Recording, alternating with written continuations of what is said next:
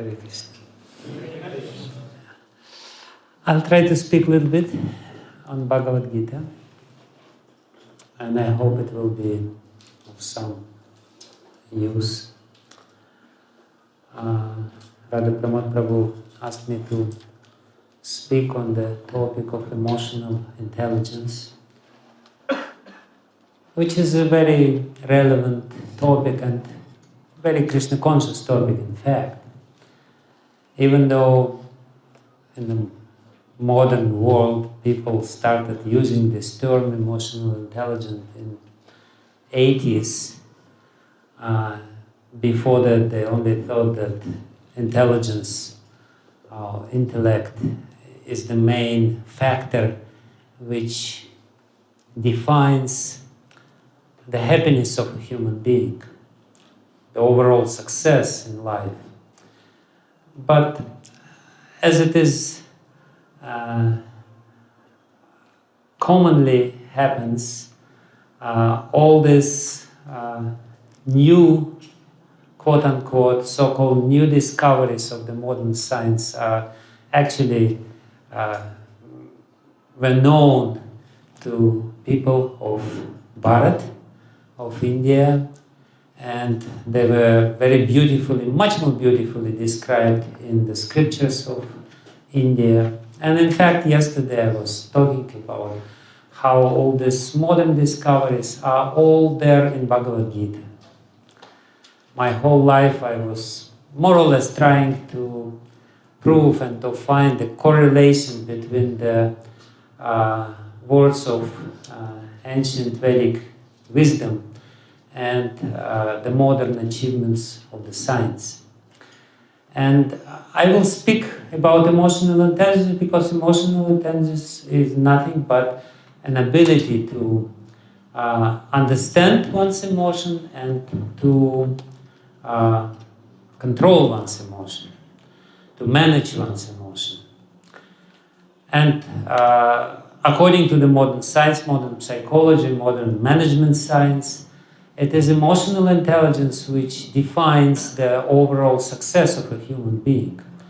You may be very intelligent, but your life will be miserable and you will destroy yourself and everyone else despite of your so-called intellect. Your IQ may be very, very high, and despite of this, you will not achieve anything. Why? Because you're very low on emotional intelligence, meaning that you don't know what's happening within your heart. What are the impetuses which drives you? What is the real force which is behind everything which you are doing?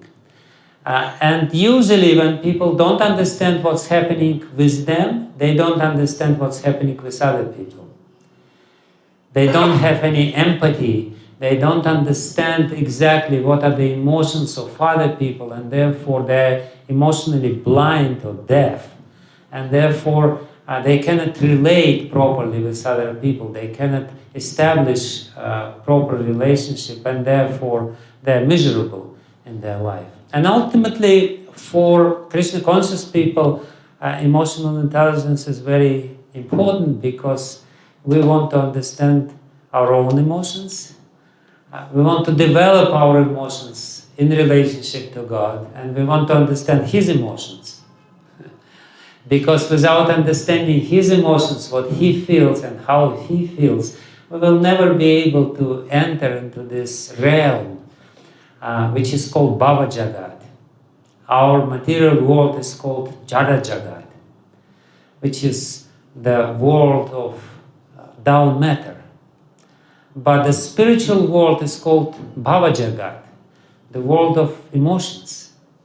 So without having very high emotional intelligence, EQ, you will never be able to go to this Bhava Jagat, the world of emotions. No way, no chance.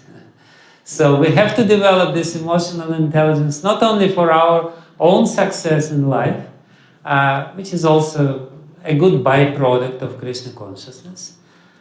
It's a good thing, we don't deny it, but there is ultimate purpose of developing this emotional intelligence and empathy, which is the highest ability in human being.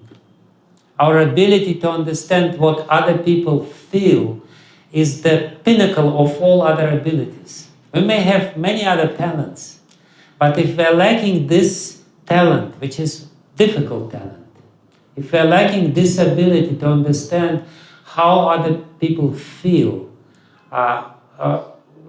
all our achievements will not be very impressive. And even Krishna, in the 6th chapter of Bhagavad Gita, very amazingly, he says that the highest of the yogis is only those yogis who can feel what other people feel, who can understand that other people have feelings and they can respect their feelings and relate to their feelings.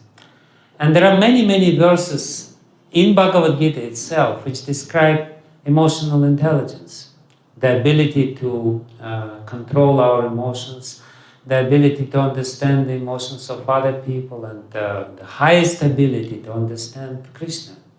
Because what is emotional intelligence? Emotional intelligence is nothing but ability to understand other people and to communicate.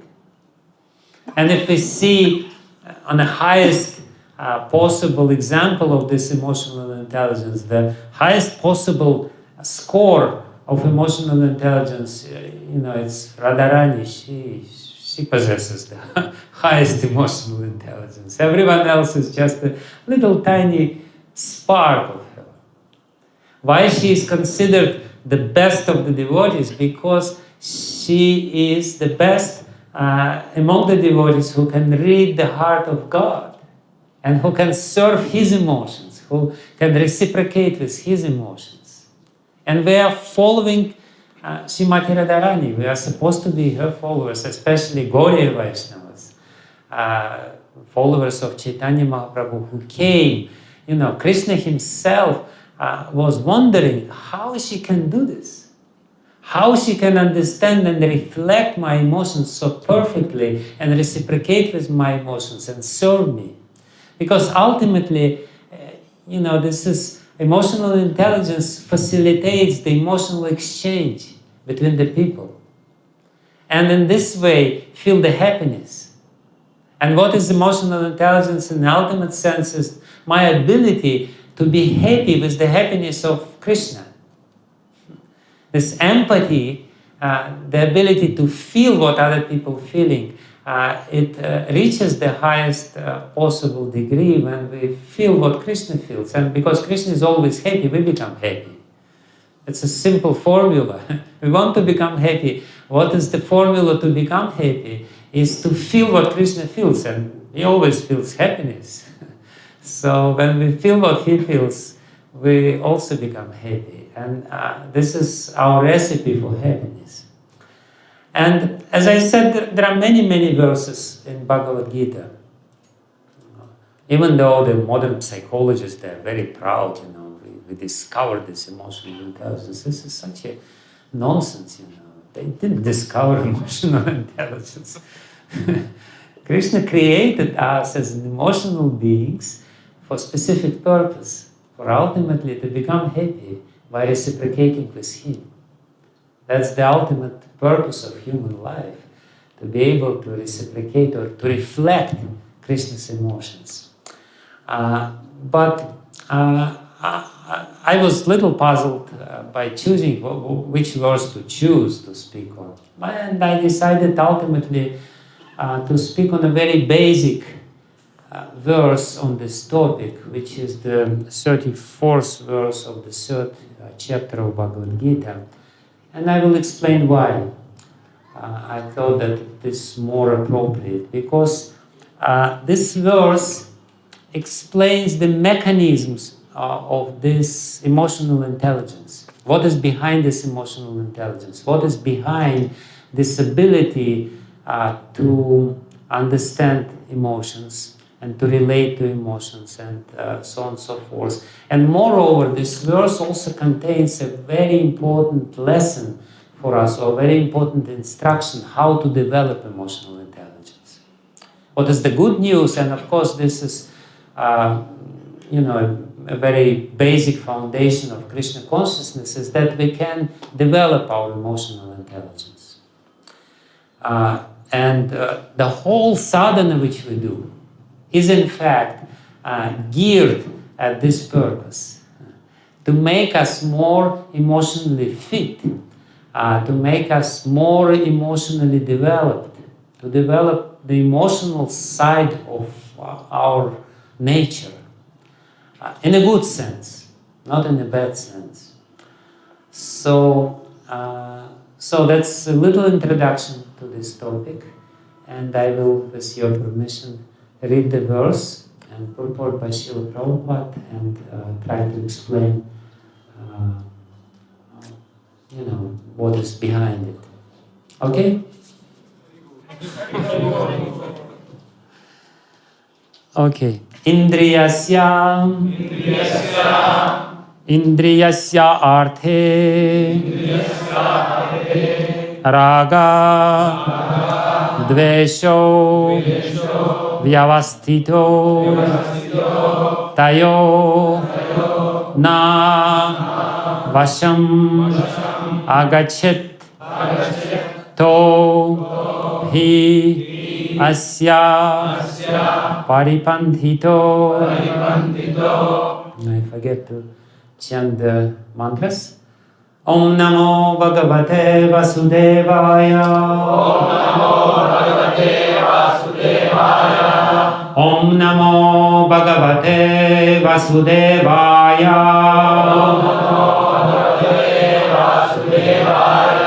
Om Namo Bhagavate Vasudevaya.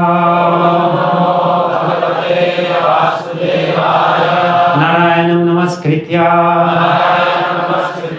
Naram Cheva Narottamam Devim Saraswatim Vyasam Tato Jaya Mudiraye. This is also the way to somehow or other tune into the emotions properly when we chant mantras. That's one way. Anyway, this verse, Indriyasya arthe, Indriyasya arthe, Indriyasya arthe, Ragadvesha samastito, Ragadvesha vyavastito, Tayorna vasham agachet, Tayorna vasham agachet, Tohyasya paripantino, Tohyasya paripantino, Indriyasya arthe, Ragadvesha vyavastito, Tayorna vasham agachet, Tohyasya paripantino, Indriyasya of the senses, Indriyasya arthe, in the sense objects, Raga, attachment, Dvesho, also detachment, Vyavastito, put under regulation, Tayo, of them, Na, never, Vasham, control, Agache, one should come, To, those, He, certainly, Asya, his, Paripandhino, stumbling blocks.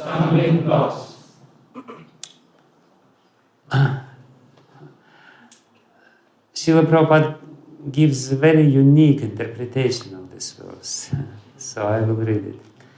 There are principles to regulate attachment and aversion pertaining to the senses and their objects. One should not come under the control of such attachments and aversion because they are stumbling blocks on the path of self-realization. Purport by His Divine Grace A.C. Bhakti Vijnana Goswami Prabhupada. Those who are in Krishna consciousness are naturally reluctant to engage in material sense gratification. But those who are in such consciousness, who are not in such consciousness, should follow the rules and regulations of the revealed scriptures. Unrestricted sense enjoyment is the cause of material engagement. But one who follows the rules and regulations of revealed scriptures does not become entangled by the sense objects. For example, sense enjoyment is a necessity for the conditioned soul, and sex enjoyment is allowed under the license of marriage ties. According to scriptural injunctions, one is forbidden to engage in sex relationship with any woman other than one's wife. All other women are to be considered as one's mother, but in spite of such injunctions, a man is still inclined to have sex relationship with other women.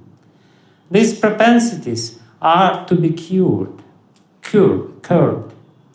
Otherwise, they are stumbling blocks on the path of self-realization.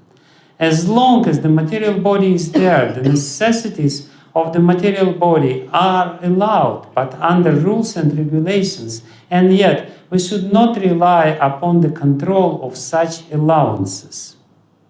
One has to follow the rules and regulations unattached to them, because practice of sense gratification under regulations may also lead one to go astray, as much as there is always a chance of an accident, even on the royal roads. Although they may be very carefully maintained, no one can guarantee that there will be no danger, even on the safest road. The sense enjoyment spirit has been current a very long time, owing to material association. Therefore, in spite of regulated sense enjoyment, there is every chance of falling down. Therefore, any attachment to regulated sense enjoyment must also be avoided by all means. But attachment to Krishna consciousness, or acting always in the loving service of Krishna, detaches one from all kinds of sensory activities. Therefore, no one should try to be detached from Krishna consciousness at any stage of life.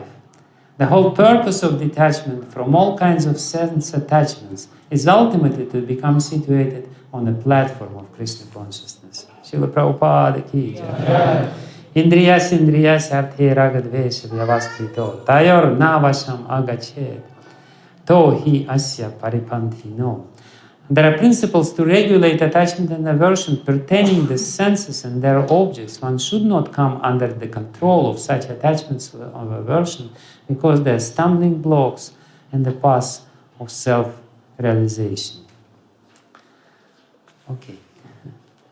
Namo Vishnupadaya Krishna Prishtaya Bhutale Srimate Bhakti Vijnana Goswami Dinamine Namaste Saraswati Devi Gauravani Pracharine Nirvishesha Shunyavadi Paschatya Deshatarine Vanchakalpatarubhyascha Kripa Sindhubhya Vacha Patitanam Pavanebhyo Vaishnavebhyo Namo Namaha. Jai Shri Krishna Chaitanya Prabhu Nityananda Shri Advaita Gadadhara Shivasadi Gaura Bhakta Vrinda. Hare Krishna Krishna Krishna Hare Hare Hare Rama Rama Rama Hare Hare Hare Krishna Krishna Krishna Hare Hare Hare Rama Rama Rama Hare Hare Hare Krishna Krishna Hare Hare Hare Rama Rama Hare Hare.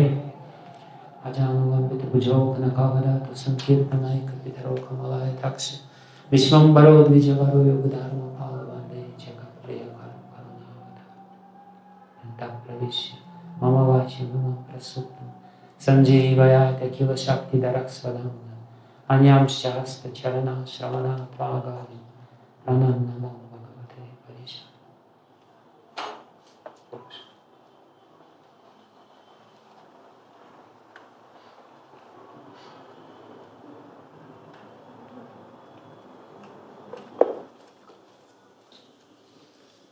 Hare Krishna. So in brief, this whole third chapter of Bhagavad Gita is very important as one of the foundational or beginning chapters of Bhagavad Gita, where Krishna basically gives a very good news to us. The whole message of Krishna in this chapter is that, my dear children, you can be happy in this world, don't worry. Don't listen to all these Hare Krishna people who says you cannot be happy in this world. Krishna is very clear here. He said you can be happy. He said Prajapati created the Lord created all the living beings, and he said be happy, just enjoy this life. But there is a very important but to this. As usually, no. It's unfortunately not without any conditions. Krishna says that you can be happy, you should be happy. I created this world in a specific way so that everyone would be happy, no problem, but for this you have to follow certain regulations. For this you have to follow basically the scriptures, the Vedic scriptures.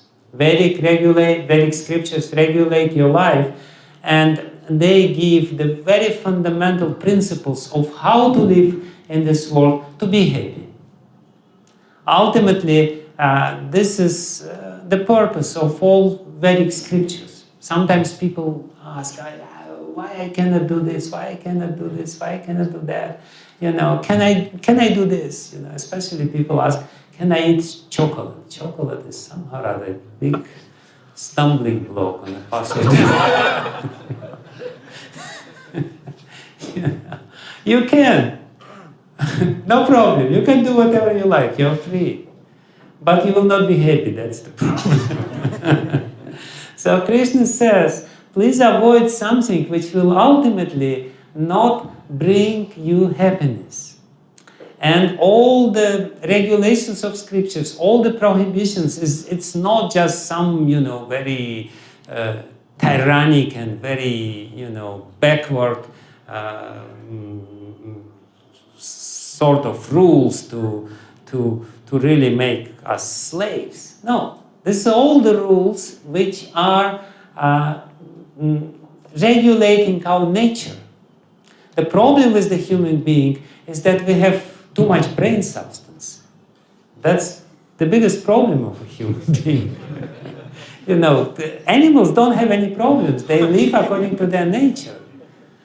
The only species of life which create troubles and problems for everyone and for himself, and first of all for himself, is the human being. No other species of life creates so many problems. There is no cats who are depressed. They're all happy. It's only human being becomes depressed. And so on and so forth. There are so many problems in the human species of life. Why? Because we have too much brain substance. And this brain substance is given to us for a specific purpose, to achieve God. But at the same time, it gives us the facility to misuse our intelligence, to act against our nature, not to follow our nature, not to feel what is there. The lower species of life, they have very acute feeling. They know what to do, and they never deviate from their nature. But human beings all the time deviate from their nature, all the time violate their nature. And therefore scriptures are there to explain how you should live, to follow your nature, to ultimately achieve the success in life. Ultimately, Krishna wants us to see us successful in life. Ultimate success is there. And ultimate success is to achieve happiness in this world and the happiness is in the next world. And for this, scriptures are there and we should follow them. And the end of this third chapter, Krishna is analyzing why human being cannot follow the scripture, why it is so difficult to follow the scriptures, why the difficulties are there, even though it's natural. Not eating meat is natural. If you don't eat meat for some time, you develop a natural aversion to very, how the meat looks. There is this restaurant which is somehow rather called Green Tree. I don't know why it's called Green Tree. It's on the ground floor here. And there is this chicken, It looks horrible. It's the, rear part of chicken. The part from which the, the stool is coming out. And people are eating this part and enjoy. It's totally unnatural. It's absolutely unnatural.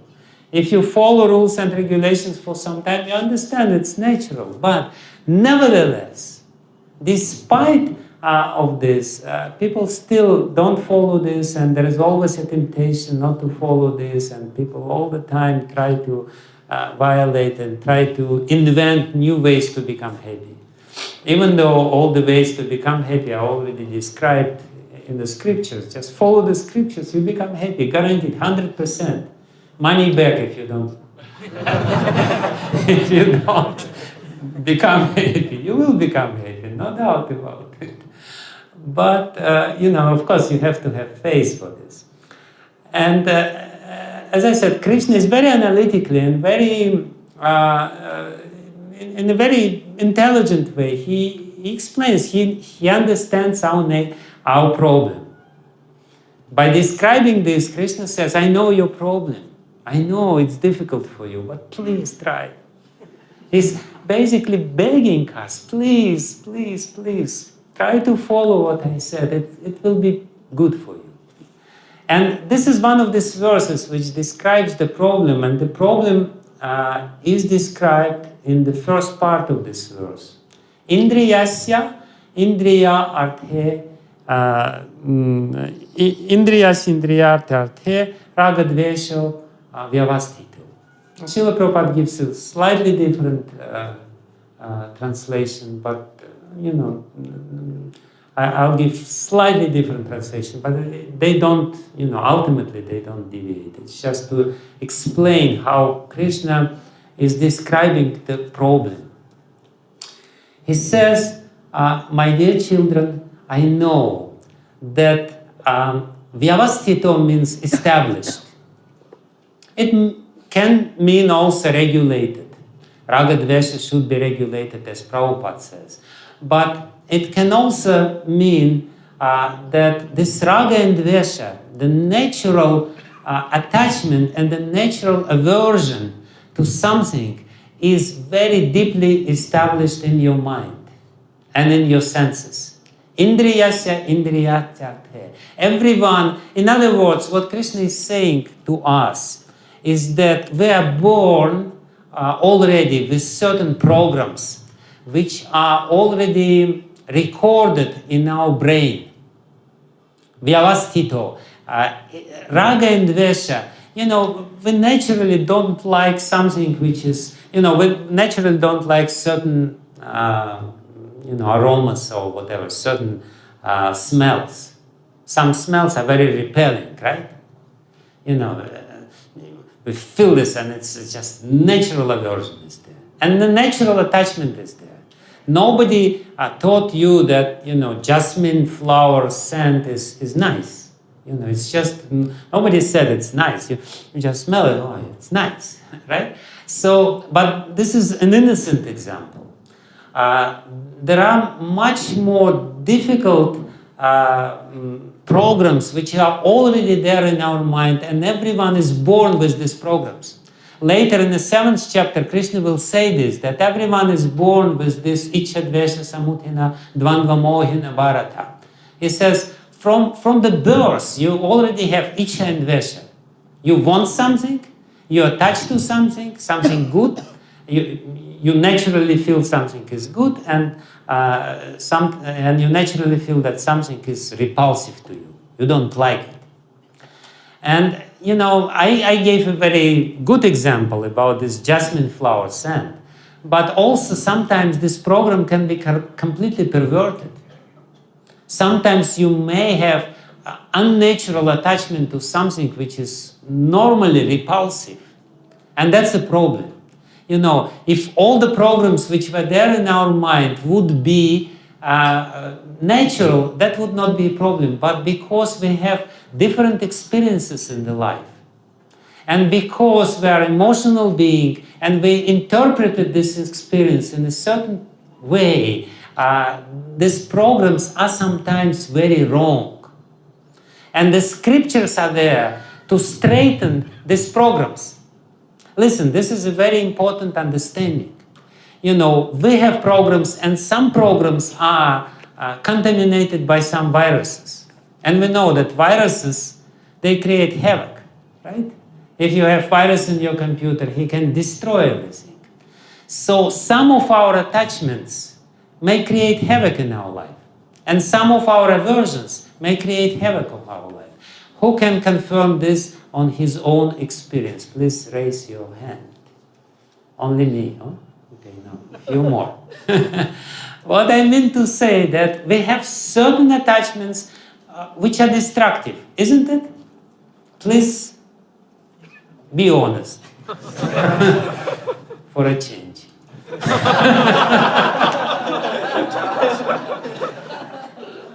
So, there are certain attachments which are destructive, which are ultimately not beneficial for us. And there are certain aversions which again are destructive and not beneficial for us. Like, for example, nobody wants, this is not my example, this is the example which Vishwanath Chakravarti Thakur gives by explaining this verse. And actually, Prabhupada gives this verse. He says, every man wants to have many relationships, many loving relationships, because every man has such a big heart. You cannot just give his big heart to one woman. He wants to give it to many women. And in some people, this program is very strong. He cannot do anything about this program. He just has to follow this program. He's following this program very obediently. He's attached. He sees a new girl and he's attached. And Vishwanath Chakravarti Thakur gives another example. Some people are, have natural aversion. Natural means they are born with this aversion, inborn aversion, to associate with sadhus. I hope you're not of this kind. But, they see sadhu and they feel natural aversion to him. Who is this man in the orange clothes who is saying something to me?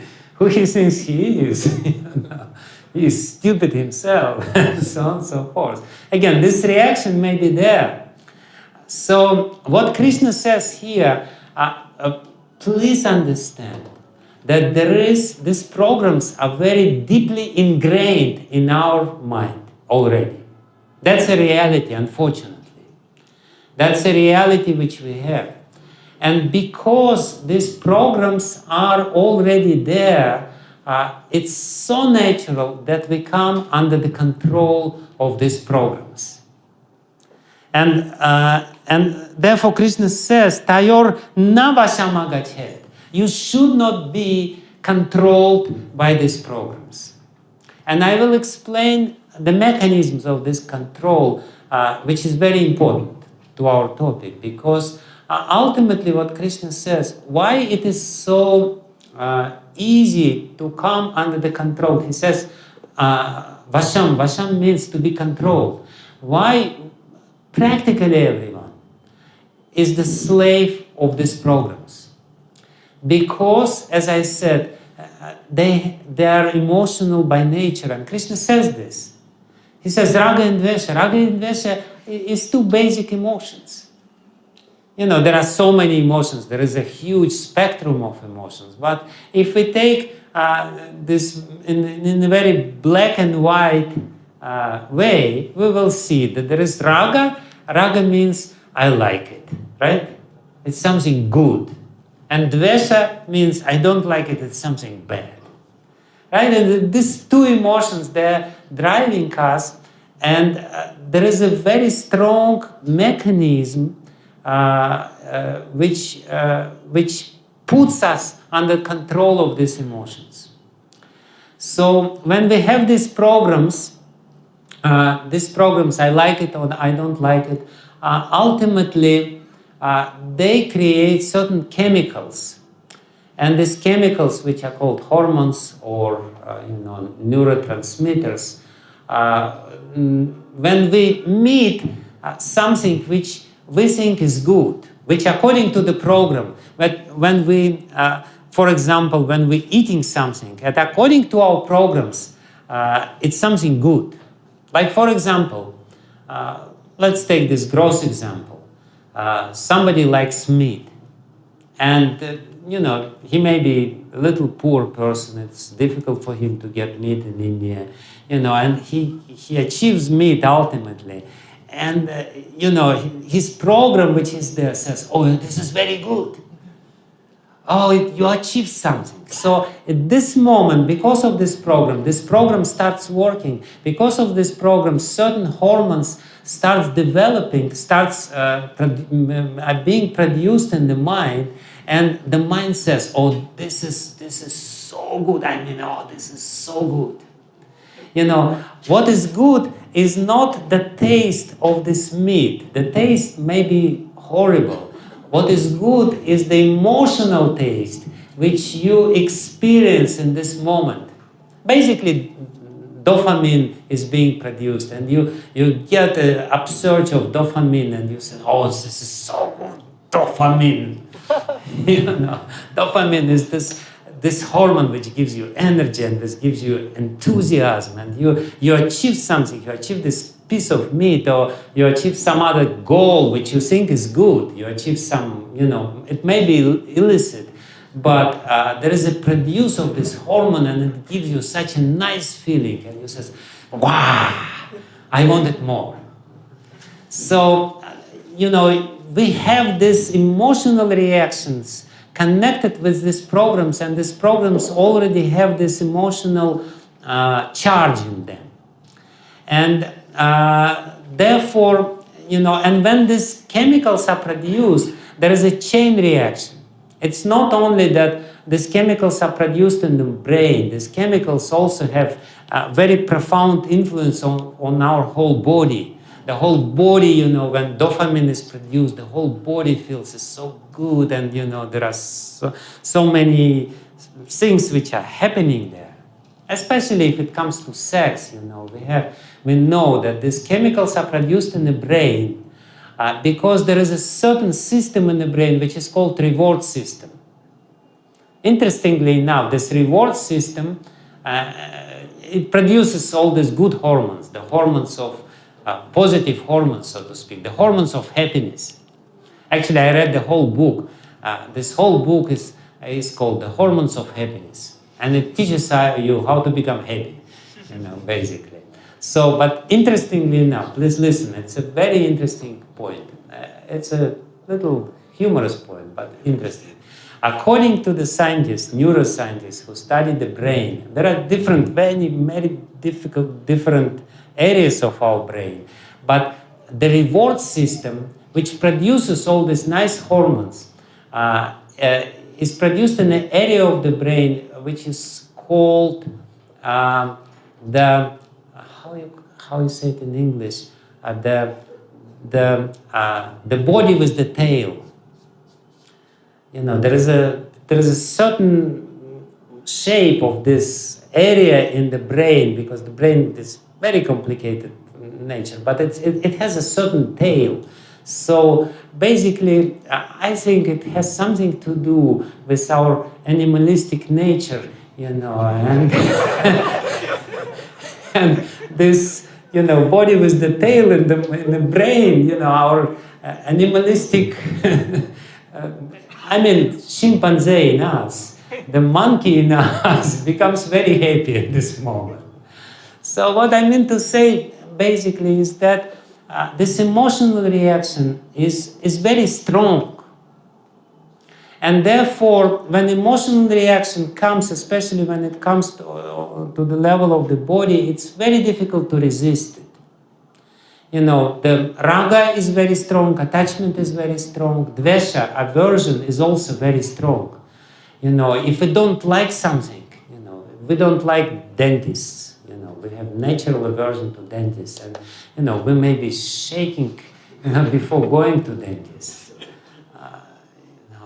When I was a little kid, now these machines are very nice, but when I was a small kid, the machines were horrible. It was a torture. So I was emotionally disturbed for 1 week before going to the dentist. All the bad hormones were produced in my body all the time. I was shaking, and I was, this very strong reactions. What I want to say is that these reactions of good and bad, they're basically they're created by God and by nature to help us to live in this world happily. But the problem is that we get these wrong programs in them, and we attach something good with bad programs, and we attach something bad with good programs. That's the problem. That's the problem. We interpret something as good, which is ultimately not good for us, and we interpret something which is bad, which is ultimately not bad, but good for us. To control our sex drive is good, but who likes it? Nobody likes it. To fast 2 days a month is very good, but who likes to fast? Nobody likes to fast. Nobody likes to fast. Everyone wants to eat as much as possible. So here Krishna says, and this is his advice, how to develop emotional intelligence. His advice is actually very good. He says, it's very simple to develop your emotional intelligence. You have to regulate your emotions. To regulate your emotions, just read scriptures, and scriptures will explain to you why it is not good for you and why it is bad for you. The scriptures will tell you the consequences of certain actions. If we take Puranas are full of these stories which are explaining the bad consequences of bad actions and the good consequences of good actions. You do this and you will get this and this and this and this. You associate with many women, and you're not the first one who did it, luckily. And there is a lot of experience about it, and we will explain to you what will happen. You will suffer ultimately. You will become weak, you will become completely, emotionally disturbed, so on and so forth. So what Krishna says here, it's very important, but we will go a little further than what he says. I just take this verse as a start for our discussion on this. But Krishna gives a very important advice.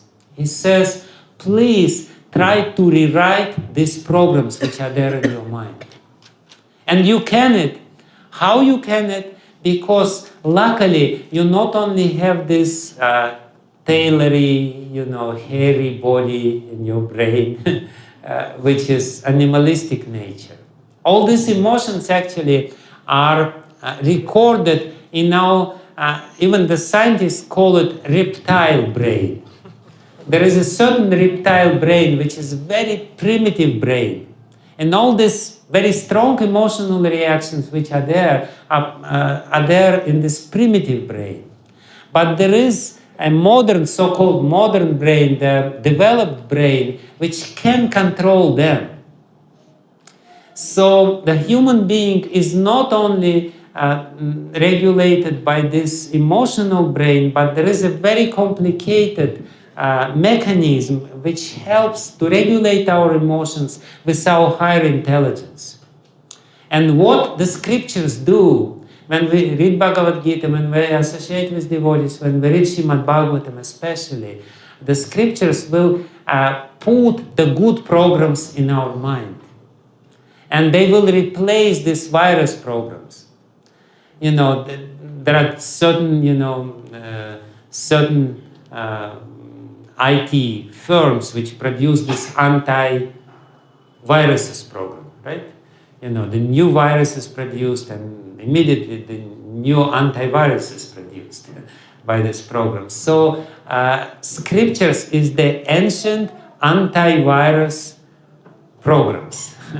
They can actually eradicate all the wrong programs which are there from the birth. And in this way can make you completely happy. If you study scriptures with your intelligence, not just mechanically. Unfortunately, the tendency is that, oh, this is just a nice myth. Oh, nice story, very nice story. But, you read and you're being entertained. Somebody tells you a story and you feel, oh, very nice story, very nice story. And you go out and, you're the same, nothing changed. The scriptures are there to give you some experience and to change you, ultimately. The scriptures are there, but the change takes place if you think about it and if you try to derive lessons from this and if you try to apply it in your own life. So what Krishna speaks here is that you can understand that, regulated sense enjoyment is good and unregulated is bad if you follow the scriptures and if you understand and if you get the experience. Basically, scriptures don't say follow blindly. Scriptures say, see, this is what happened. This is the experience. This is the bad consequences of the violation of the rules of the scriptures. And scriptures say, please try it for some time in your life and you feel the benefit. You feel the more energy, you feel the more enthusiasm, you feel much more less stressed and so on and so forth. So this is basically the instruction of this verse. Of course, Srila Prabhupada goes further. He says, even regulated sense enjoyment according to Vedic scriptures is dangerous. And we will touch it a little later. But for now, I wanted to describe something different, something more about this. About this emotional intelligence. Basically, I gave the very fundamental and very basic, very simple understanding. Yeah, emotions are produced. They are produced by the programs. We have to be very clear about this. And we have to be very sober. And there is an intelligence which we have. And this intelligence is there to tell us ultimately how to regulate these emotions. It's actually this whole notion, this whole concept of emotional intelligence was developed after one very interesting experiment. This experiment was as such that little children, 5 years old or 6 years old, or under 10 years old, I think 7 or 6 years old, few of them were put in a room, and in front of every one of them was put a very nice cake or chocolate or whatever it is, something very nice. And then the teacher told all these children, I will go out now and you will be completely free to do, but if you don't eat this chocolate, you will get 2. So, and he went out, and all children, they were confronted with a very difficult task. How to control their emotions. The programs are there, the emotions are working, the chemicals are produced, there is a saliva in the mouth, and and they already feel how good it is, and it's so good, it's so good, it's so good, and this too, it will be later, but it's right in front of you. And most of children, they just went for it, and they felt a little guilty, but ultimately they felt happy. But few of them didn't take this chocolate or whatever was put in front of them. So, but 10 years later, the scientists, they study all these children. 10 years later, those children who didn't eat chocolate and who got 2 chocolates, they were much more successful in all areas of life. They achieved much more because they were able to control this. So again, the simple point is that we have to learn it, and it's something which we can learn. And scriptures are there, the association of the devotees is there, the association of saintly people is there, just to teach us this simple thing, how to become happy and how to regulate it. But what I want also to say is that there is more to it. There is little more to it. So let's go a little deeper into this subject matter. This simple description is there, it's basic, it's important for us to understand, and we should not, fall prey to all these temptations which are there according to all these programs which we have. But what I want to say is that these programs are triggered or they are awakened or activated by certain triggers in the environment, right? We see something which gives us certain, connection, and all this samskara which is there. Ultimately, it's all samskaras. The samskaras are there, and samskaras say, oh, this is good, do it, do it, do it, do it, do it. So one more thing which we have to learn about this is that first of all, definitely, if we want to control our mind, first of all, we should avoid all these triggers, or at least for some time. We should try to deactivate these programs which are there. And for that, we should try to avoid the contact with all these, tempting images which may create or activate these bad programs. It's very important. This is one very important discipline which we have to follow.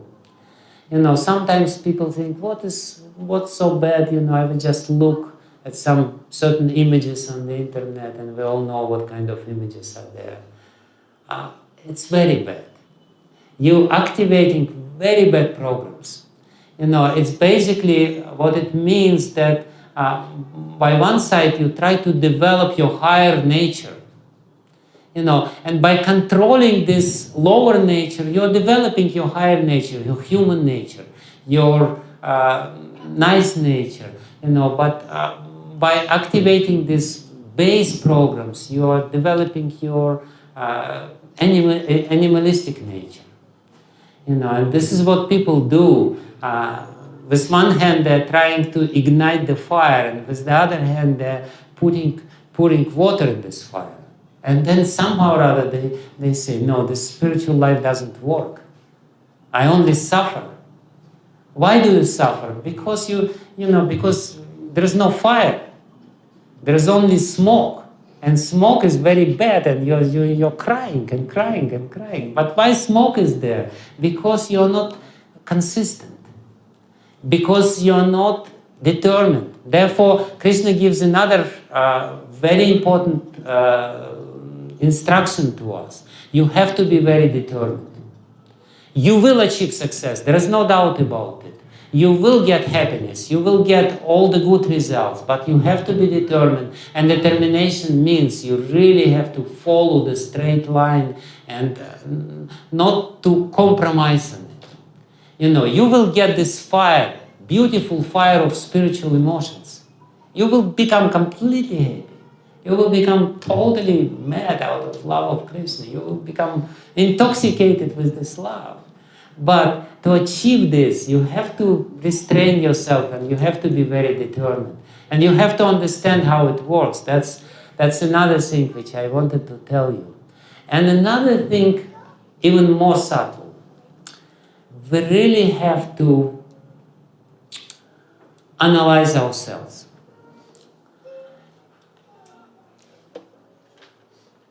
We really have to understand how our mind and our body works. And now please listen very carefully, because this is an extremely important point. Why emotions reach the stage when they're uncontrollable? And I'm sure we all experience in our life certain events when we know that this is something bad and still you do it, and you just think, I'll do it. I'll do it anyway. I know it's bad for me. I know nothing is good. Anger comes, right? Anger comes, and anger is so strong, and you cannot control it, right? Did it happen with you sometimes? No. It comes. And you don't remember what Krishna said, and you said it's all very nice, it's true, but I can't do it. I have to go for this emotion, because the emotion became very strong. So one more very important advice is that don't get to this stage. Try to learn how this emotion manifests in a degrees in you. In this way, you will be able to control it before it became the fire by which you cannot do anything with. At one point, when the fire is very small, it's very easy to put it down, right? It's just little fire, you just, that's it. And then when it becomes big, there are huge cars, they're pouring water and nothing happens. The fire is raging and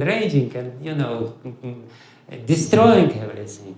So what I want to say is that, we have to learn and study ourselves, how these emotions, to gain control over these emotions. We have to really minutely analyze ourselves and become very introspective and see how it manifests in us. Every emotion, as I said, which is very important, every emotion, as I said, has something which is going on in the brain or in the mind, and something which is coming in the body. Right? It has a physical expression in it. And we know when it's really, when the lust becomes very high, or anger becomes high, or eyes become red, and it's just, and something is, there is some animal is somewhere in your stomach, and it's just making some sounds there, and so many other physical reactions. But when you become little angry, there also physical reaction is there. You please try to learn all this subtle, and usually people don't understand this. What happened, usually people don't understand their emotions. Usually people don't understand how the emotions expressed in their body and in their mind. What happens with us, we suppress our emotions very often. And the idea is not to suppress the emotion. Here is a very subtle point. When the scriptures tell us that you should control emotions, scriptures don't tell us you suppress your emotions. Even Krishna in the previous verse, he says, Nigraham kim karishyati. He says, you cannot achieve anything by suppressing the emotions. Emotion is a very powerful energy. If your mind already, if this program is already working, it produces some chemicals, and you try to suppress it, and you try to make it show that nothing happens. You know, the anger is there, and you say, I have to control my anger, and then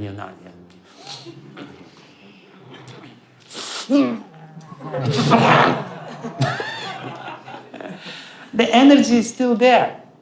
What happens with all these suppressed emotions, they go into the subconsciousness. They arrive in your consciousness, but then you suppress them and you put them somewhere in subconsciousness. And ultimately what happens, your subconscious mind becomes full of all these negative emotions which you suppressed. Some people, I've seen it, some people try to suppress their anger, or they're not happy, and they're suppressing. What happens with this? Especially in the family life. Especially that's what women do very often. Initially, they try to suppress their negative emotions, and they say, I have to be obedient, and they don't like something, and they don't show it, and they put it there, deposit it there. And at one point, what happens with this? It explodes.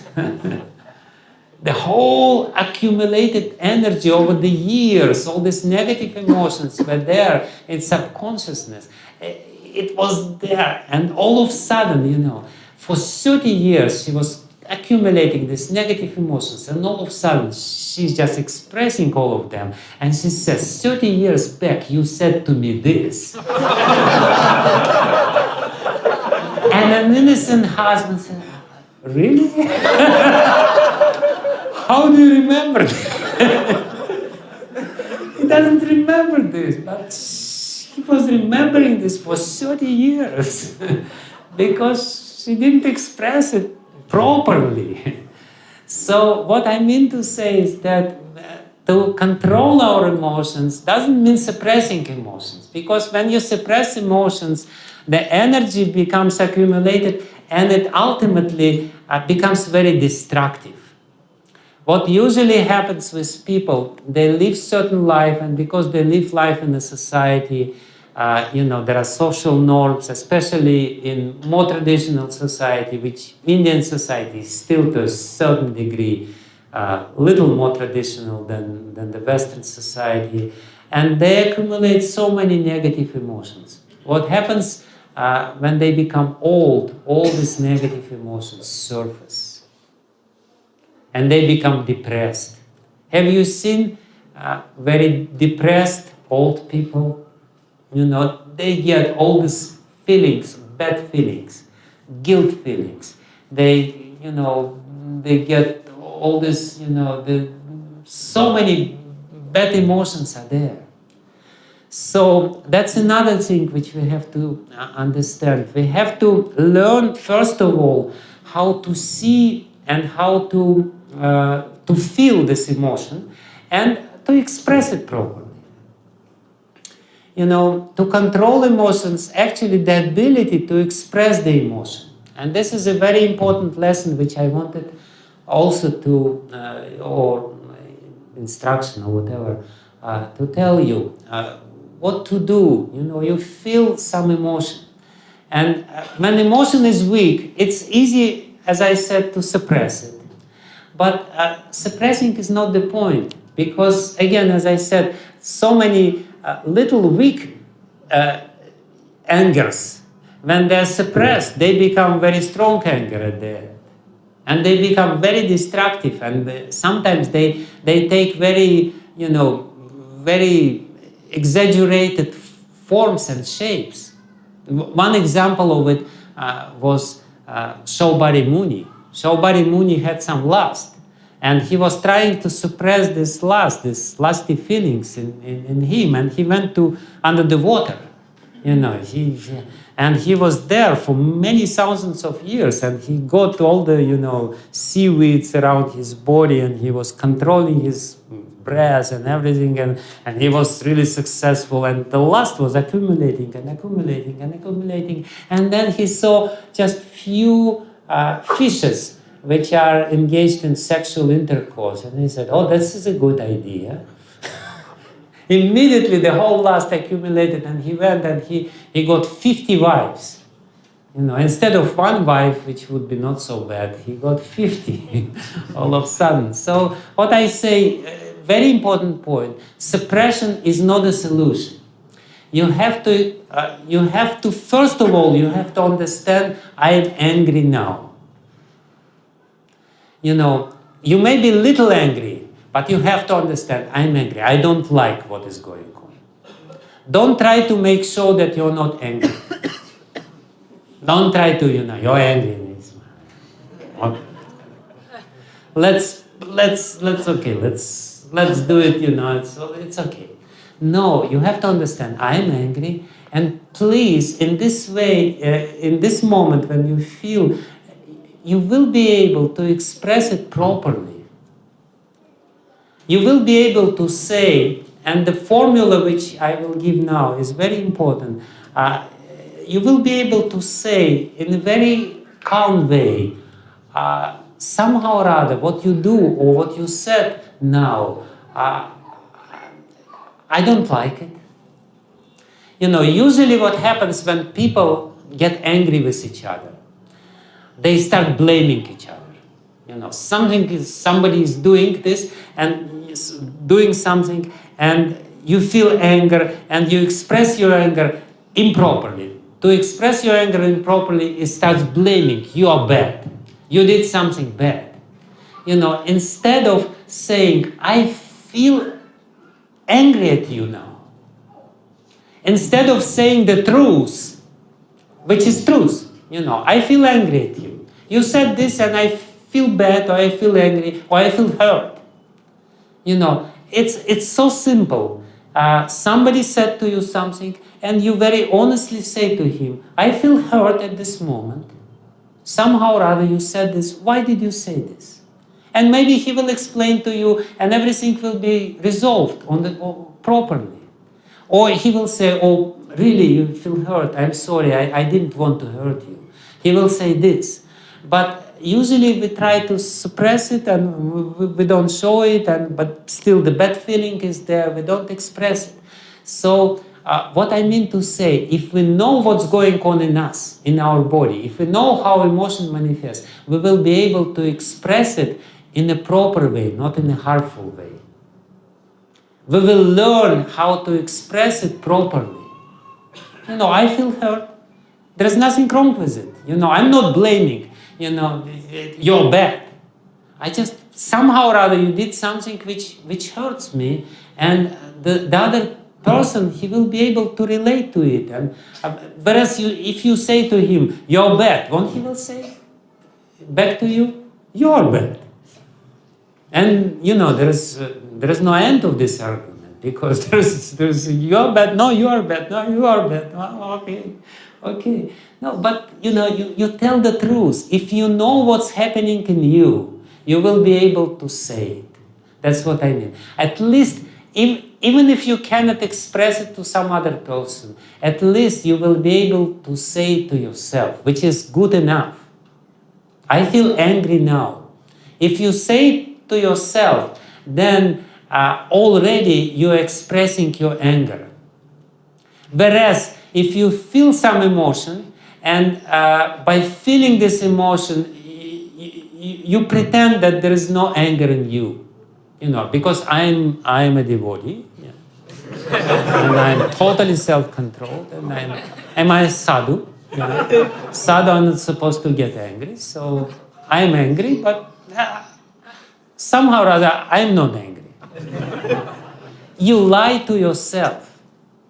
What we do all the time, we lie to other people and we lie to ourselves. But whereas if we learn how to see the emotions, how to understand how these emotions expressed in us, and if we say to them, then it's already we're expressing them and they're not so dangerous.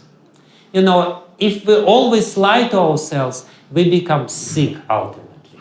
All these negative emotions which we accumulate is the cause of all the diseases. Because all diseases start in the mind. Why the cancer is there? Cancer is nothing but suppressed emotions. The emotion of guilt, emotion of so many emotions. Ultimately, because of this suppressed and accumulated emotions, you develop certain subconscious program. I don't want to live. I'm so unhappy here. You have so many negative emotions accumulated in yourself, which you yourself guilty. I'm not making you guilty, but you yourself responsible for this.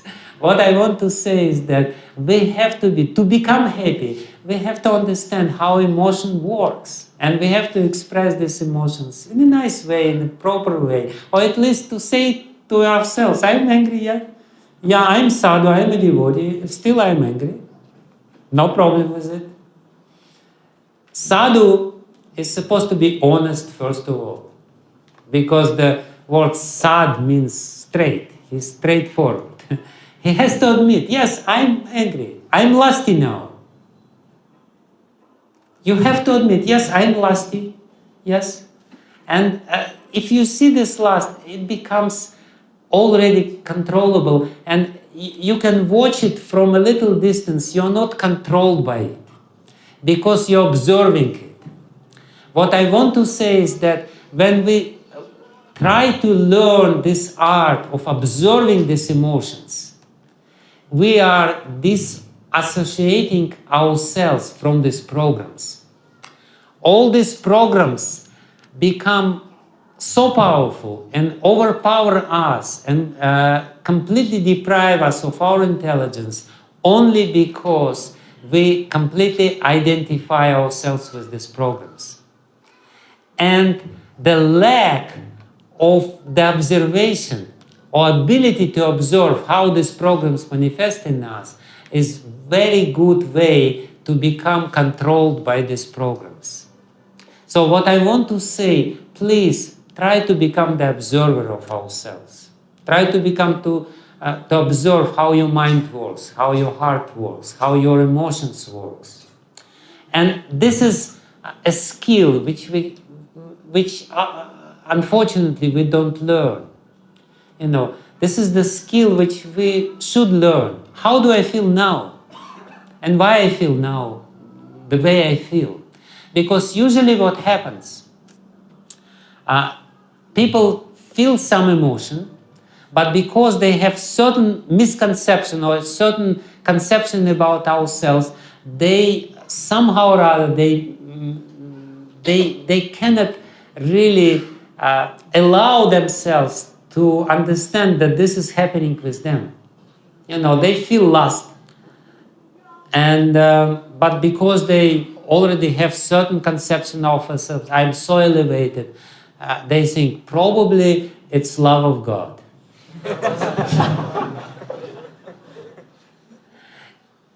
In Mahabharata, there is a beautiful part which is called Kama Gita, the song of Kamadev.